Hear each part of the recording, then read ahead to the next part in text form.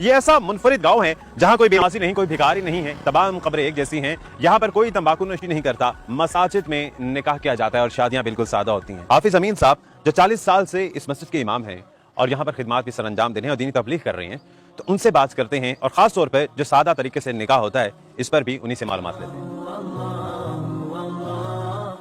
کوئی کام بھی اچانک نہیں ہوتا ہے، ہر کام کا ایک پس منظر ہوتا ہے۔ تو یہاں 90 سال سے یہ ادارہ یہاں دینی ادارہ قائم ہے، اور اس دینی ادارے میں بڑے بڑے جلیل القدر قسم کے اساتذہ کرام اپنے اپنے وقت کے جو اساتین فن تھے نا، وہ یہاں پڑھاتے رہے ہیں۔ تو چونکہ اس قسم کے بڑے بڑے اہل علم جہاں ہوں وہاں ان کا احترام بھی زیادہ ہوتا ہے، تو اس لیے لوگوں میں ایک تو دینی شعور پیدا ہو گیا ان علماء کے یہاں درس دینے، جمعے پڑھانے اور اس قسم کے کاموں سے۔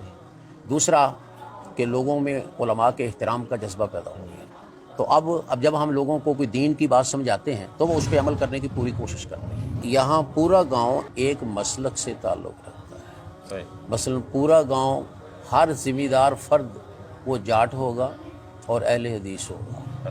یہ بھی ایک سبب ہے معاملات میں اختلاف نہ ہونے کا یا مزاحمت نہ ہونے کا۔ تو اس لیے اب ہم جس اچھے کام کی طرف ان کی توجہ دلاتے ہیں الحمدللہ یہ لوگ خوشی کے ساتھ اس پہ عمل کرتے ہیں۔ یہ جو آپ تبدیلیاں آپ نے سنی ہیں یا دیکھی ہیں تو ان کا اصل وجہ یہی ہے ان تبدیلیوں کی، کہ یہاں علماء کا احترام ہے، ان کی بات سنی جاتی ہے، اس پہ عمل کیا جاتا ہے۔ کبھی ایسے نہیں، مثلا آپ دیکھیں گے ہماری سڑکوں میں کبھی کوئی موسیقی نہیں چلتی ہوگی، کسی دکان پہ نہیں، ایسا شادیوں پہ بھی ایسا کچھ، شادیوں پہ بھی نہیں اور دکانوں پہ بھی نہیں، خواہ موبائل کی دکان ہو وہاں بھی ایسے نہیں ہوگا۔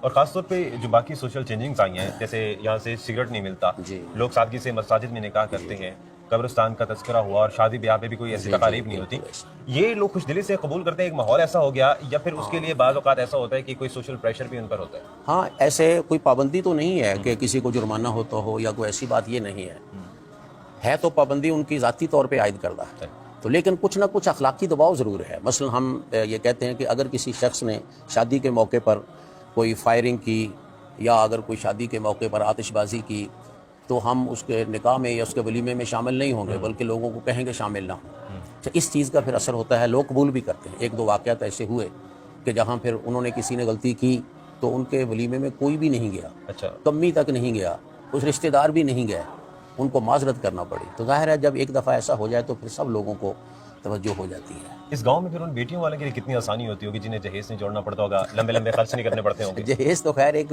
قومی ہمارے سارے ملک میں ہی ایک لعنت کہہ لیں اس کو چاہے، یا یوں کہیں کہ اس کا غلط استعمال لعنت بن چکا ہے۔ بہر صورت کم از کم یہ ہے کہ یہاں فضولیات نہیں ہیں، پیسے ضائع نہیں ہوتے ہیں۔